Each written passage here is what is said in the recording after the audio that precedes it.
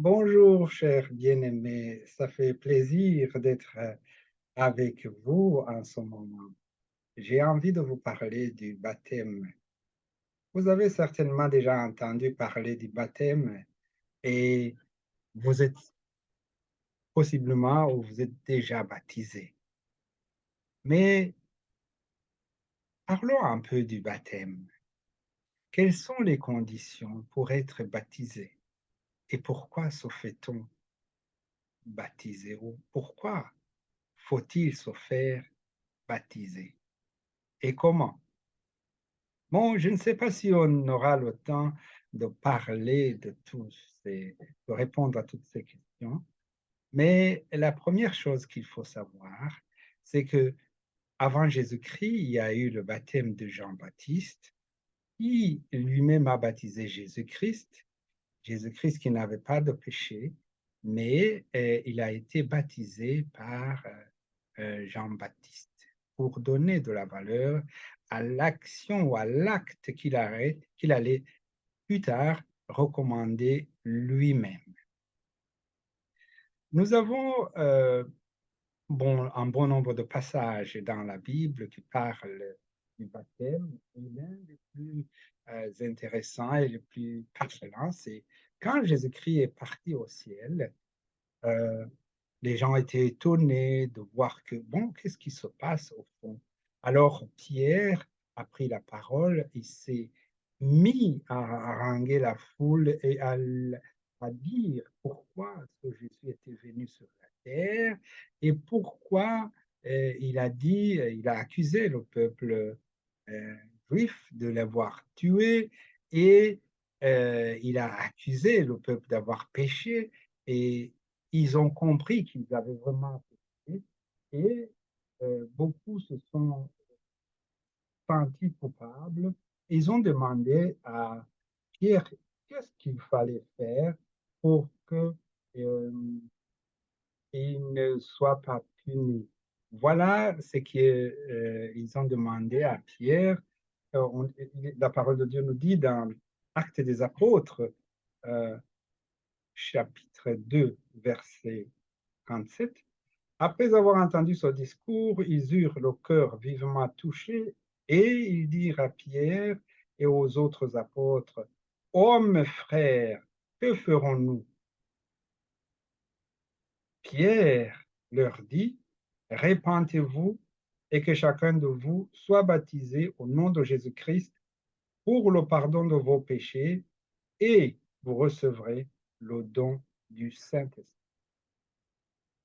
Oui, répentez-vous et soyez baptisés au nom de Jésus-Christ pour le pardon de vos péchés.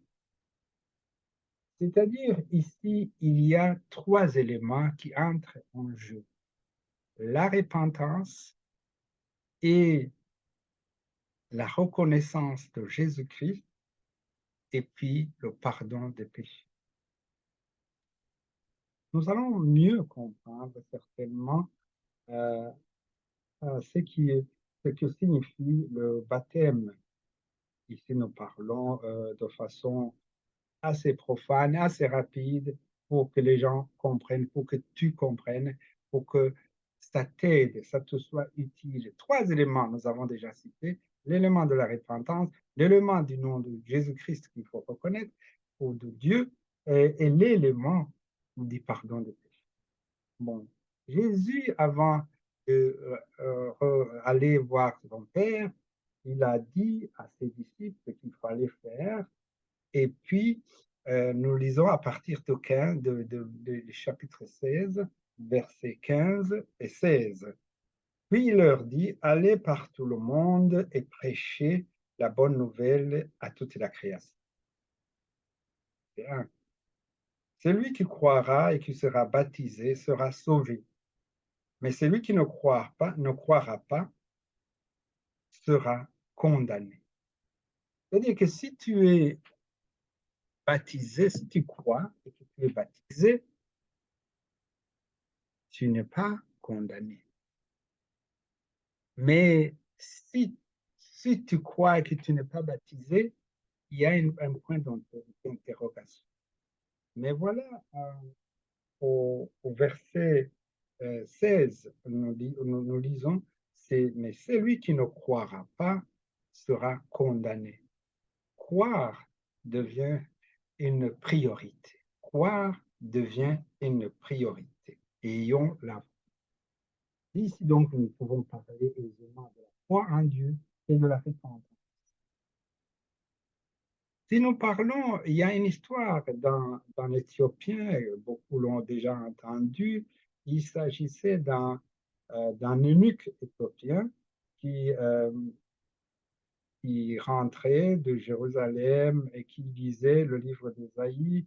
Il n'arrivait pas à le comprendre, mais il a compris qu'on parlait de quelqu'un et ce quelqu'un l'a intrigué et il ne savait pas quoi faire. Il a eu quand même la visite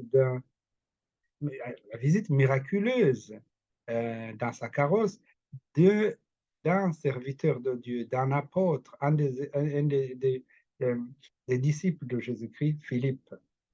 Voilà.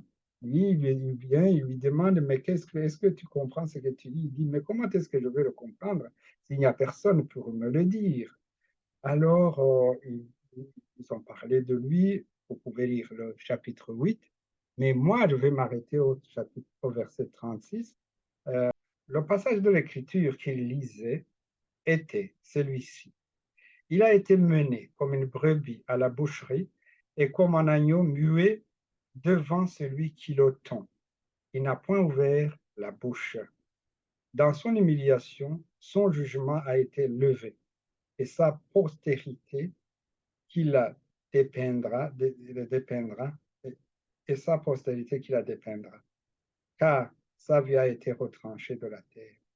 L'eunuque dit à Philippe, je te prie, de qui le prophète parlait-il ainsi? Est-ce de lui-même ou de quel autre ou de quelqu'un d'autre? Alors Philippe, ouvrant la bouche et commença par ce passage, lui annonça une bonne nouvelle de Jésus-Christ, de Jésus. Comme ils continuaient leur chemin, ils rencontrèrent de l'eau.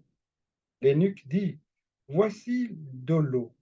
Qu'est-ce qui empêche que je ne sois baptisé? Philippe dit, si tu crois de tout cœur, cela est possible. L'eunuque répondit, je crois que Jésus-Christ est le Fils de Dieu. Il fit arrêter le char. Philippe et l'eunuque descendirent tous deux dans l'eau et Philippe baptisa l'eunuque. Quand ils furent sortis de l'eau, l'Esprit du Seigneur enleva Philippe et l'eunuque ne le vit plus, tandis que joyeux, il poursuivait sa route. Amen. Nous avons compris maintenant ce qui se passe.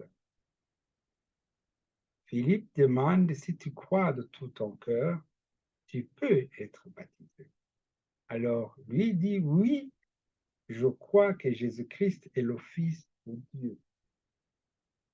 Bon, il dit bon, alors arrêtons-nous, descendons dans l'eau et Philippe le baptisa. Voilà comment il a été baptisé. Il a cru et puis il s'est fait baptiser. Ici, je réponds tout simplement à ceux qui se font baptiser avant de croire, avant d'être en mesure de croire, que ce baptême-là ne peut pas avoir de validité, tout simplement parce que c'est quelque chose qui se passe euh, avant. Matthieu 28, 19 nous parle, on appelle ça Great Commission ou la Grande Commission pour ceux qui parlent français. C'est ce que Jésus demandait aux disciples de faire à son départ, euh, d'aller dans le monde entier et de annoncer la bonne nouvelle et de baptiser ceux qui croiront. Oui, je le lis tout de suite. Euh, Allez, faites de toutes les nations des disciples, les baptisant au nom du Père, du Fils et du Saint-Esprit. Voilà ce que Jésus nous a demandé de faire. Mais quand même, si nous revenons sur un autre thème, le baptême demande la foi en Dieu, la reconnaissance de Jésus-Christ, car cette reconnaissance est basée sur une parole qui se trouve dans Jean 3,16, qui nous dit, car Jean 3,16, nous l'avons lu, nous le lisons à chaque fois, mais c'est un passage capital. C'est un passage capital. Euh, il dit, car Dieu a tant aimé le monde qu'il a donné son Fils unique pour que, car Dieu a tant aimé le monde qu'il a donné son Fils unique afin que quiconque croit en lui ne périsse point, mais qu'il ait la vie éternelle. Voilà. Il faut donc la foi en Dieu, il faut la repentance et il faut se faire baptiser. Oui. Quelqu'un veut se faire baptiser ou va se faire baptiser pour être comme les autres et il ne croit pas en Dieu, il ne croit pas en Jésus-Christ, celui-là, son baptême est inutile. Si quelqu'un ne se répand pas de ses péchés ou décide de ne coupe pas court avec ses péchés et qu'il s'embourbe dans ses péchés, je parle ici, nous avons aussi la jeunesse qui, pour certains, dans certains domaines, ils ne sont pas vraiment flexibles et qui disent, bon voilà, on va se faire baptiser, mais enfin, la vie continue comme toujours. Non, il s'agit d'un changement radical. Donc, le baptême n'est valable que quand il est encadré par la foi et encadré par la repentance et l'abandon péché.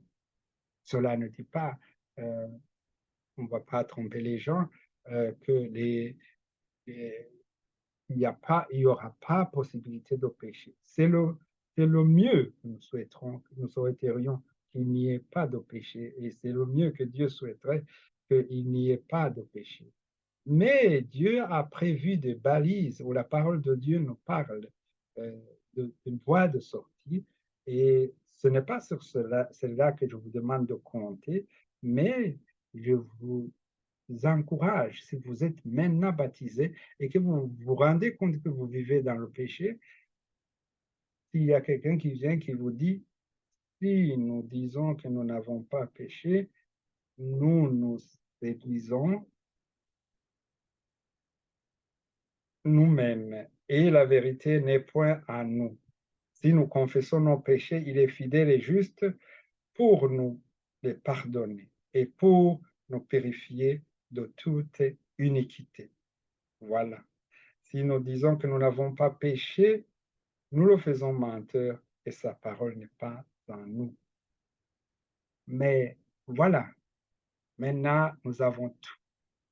Répentez-vous, faites-vous baptiser pour ceux qui ne se sont pas encore fait baptiser.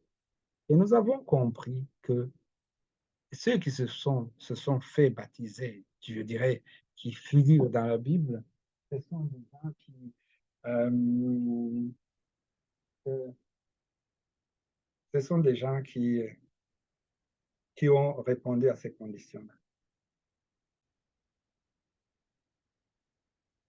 Voilà, on a parlé maintenant du baptême et nous avons parlé des conditions euh, pour que le baptême vraiment soit valide et quand est-ce qu'il doit être fait. Nous y reviendrons certainement un jour et j'attends de vous des questions, j'attends de vous des suggestions j'attends de vous aussi des messages de témoignage pour que nous puissions vraiment toucher les cœurs des gens, parce que le temps est venu. Vous savez que celui dont le nom ne sera pas inscrit dans le livre de vie, il sera condamné. Et je te souhaite aujourd'hui un bon week-end, que le Seigneur Jésus te bénisse.